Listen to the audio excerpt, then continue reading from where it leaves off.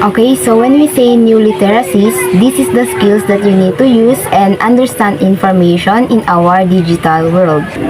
New literacies, it is not about reading and writing, but also it is about using computers, searching the internet, and being able to tell what the information is true and what is fake.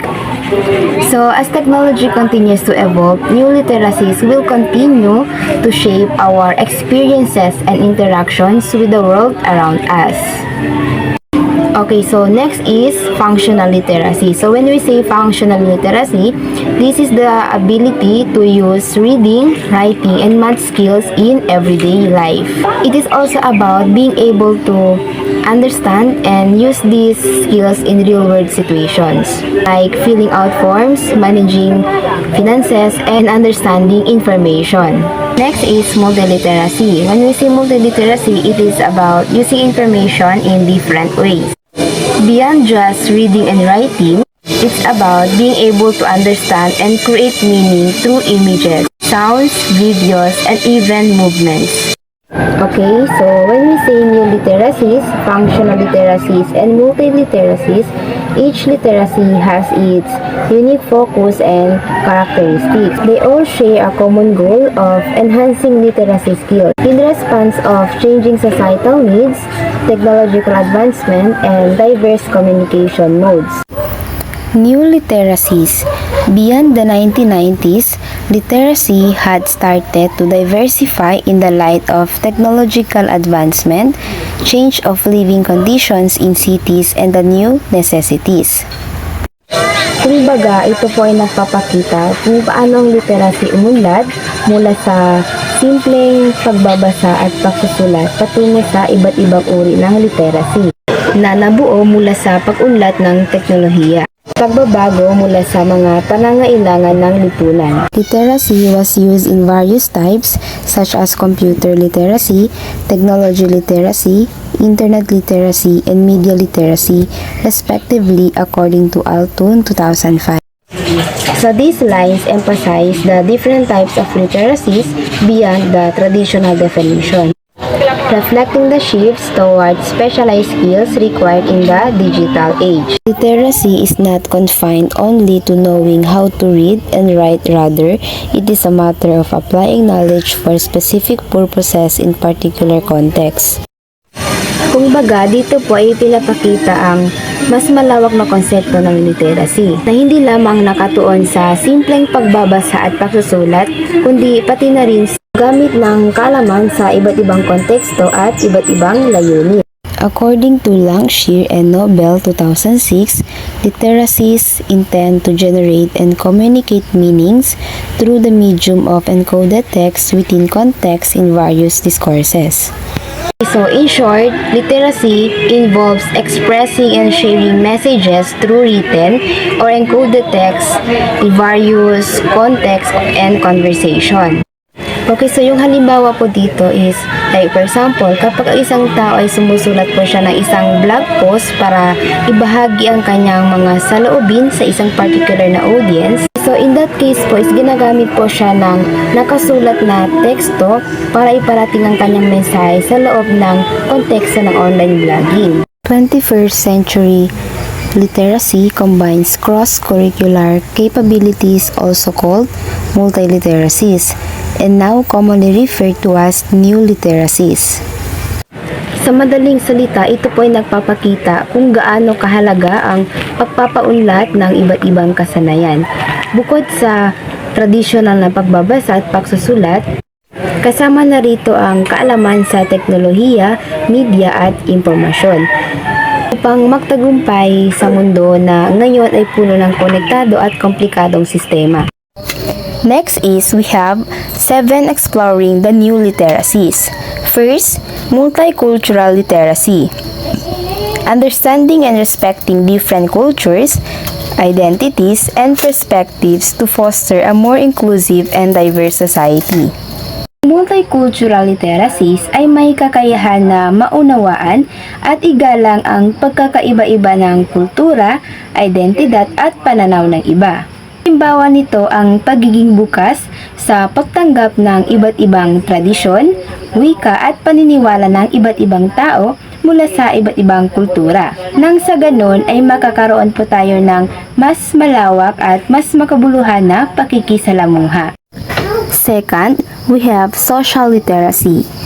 Developing strong social skills and values to navigate complex social situations and interact responsibly with others. Sa madaling salita, ang media literacy ay ang kakayahan na maingat na suriin at gustahin ang mga mensahe mula sa media upang makabuo ng matalinong desisyon at maglikha ng epektibong nilalaman sa media.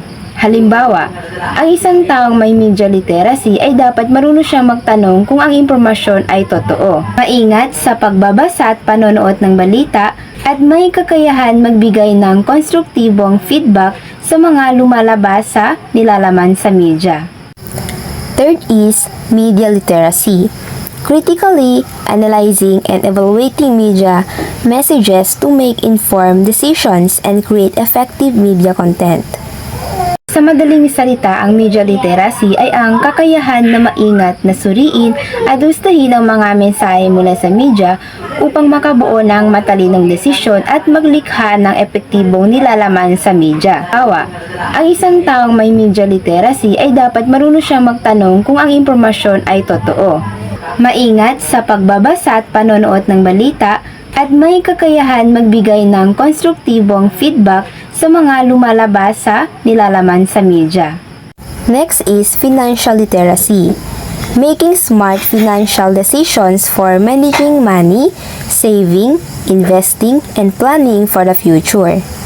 Madaling salita, pag sinabi po nating financial literacy, ito po ay pagiging matalino sa pagpapatagbo ng pera, pag-iipon, pamumuhunan, at pagpaplano para sa mga susunod na panahon.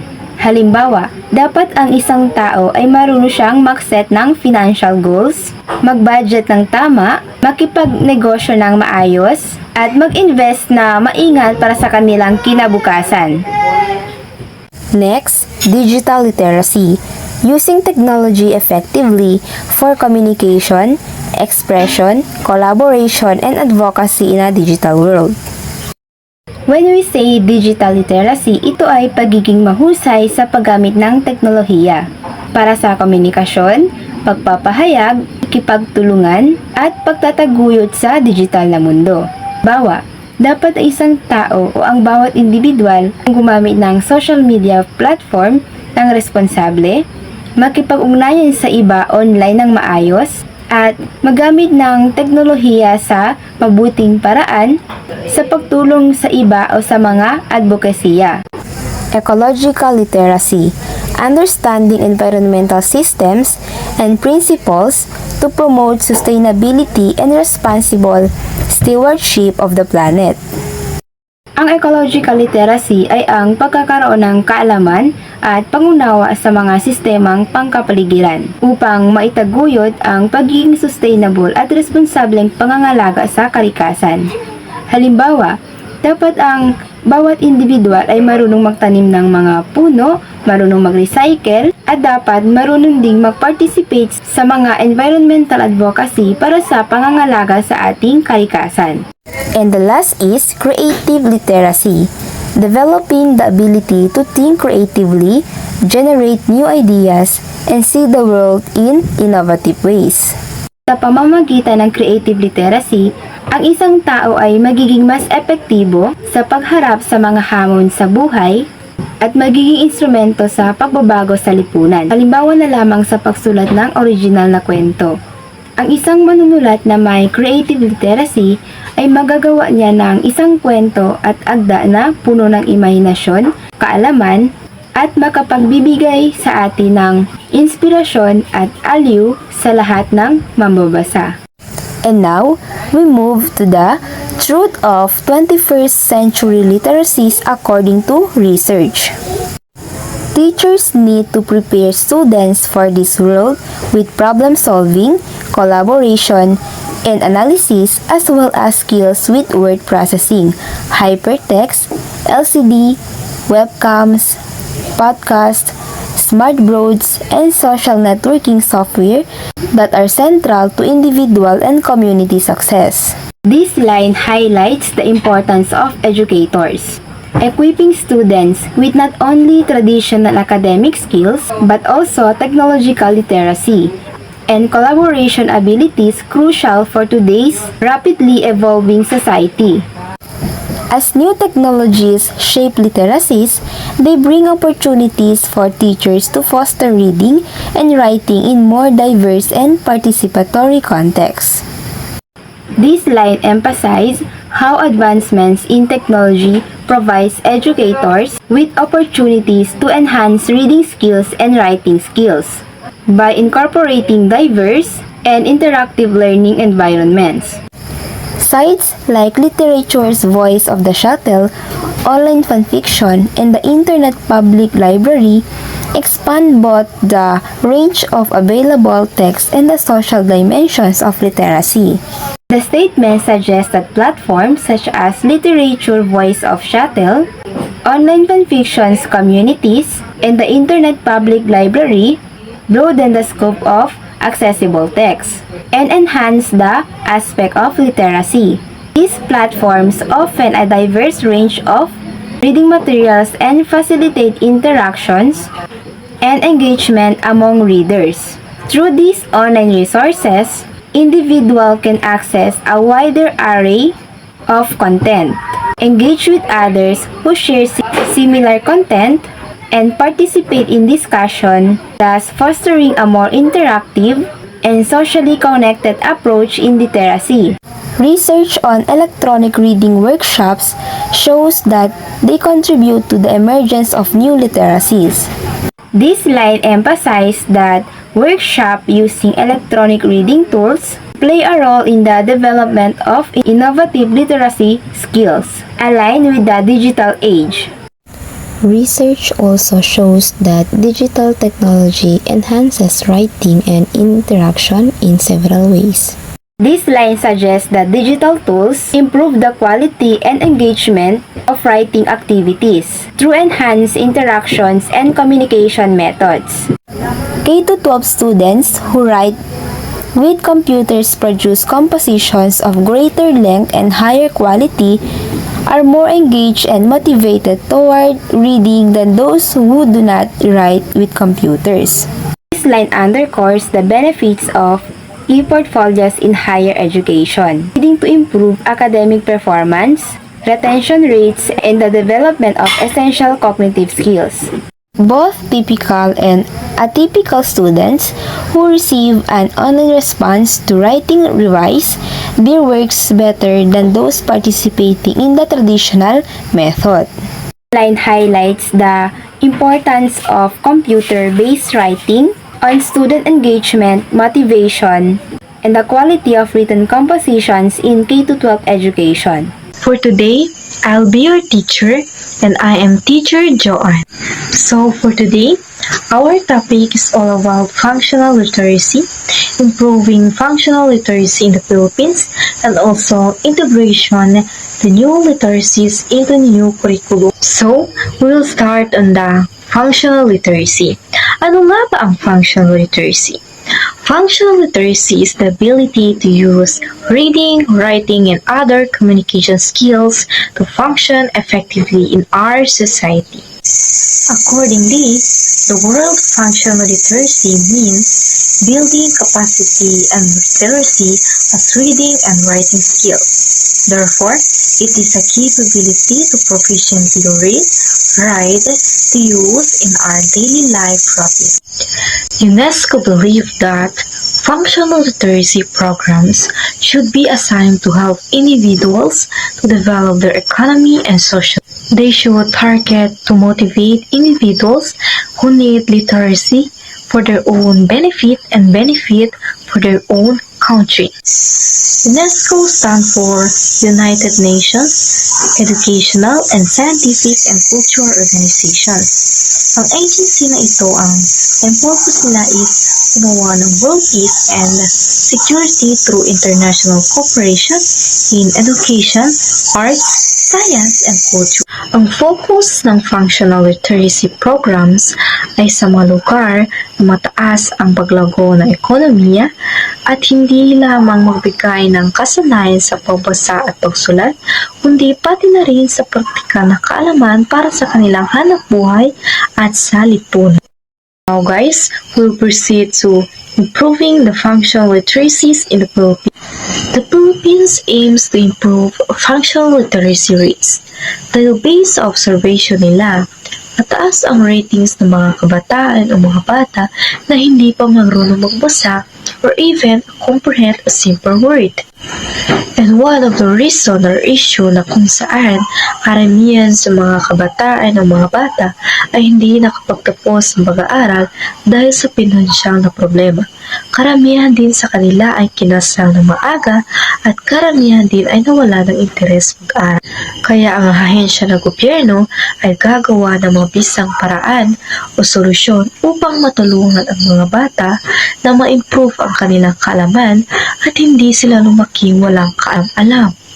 At isa sa mga programa ng gobyerno upang matulungan ang mga out-of-school youth ay ang Alternative Learning System o ALS na kung saan ito ay makapagbibigay ng oportunidad sa mga out-of-school youths na makapagtapos ng pag-aaral upang makahanap sila ng magandang trabaho in the future.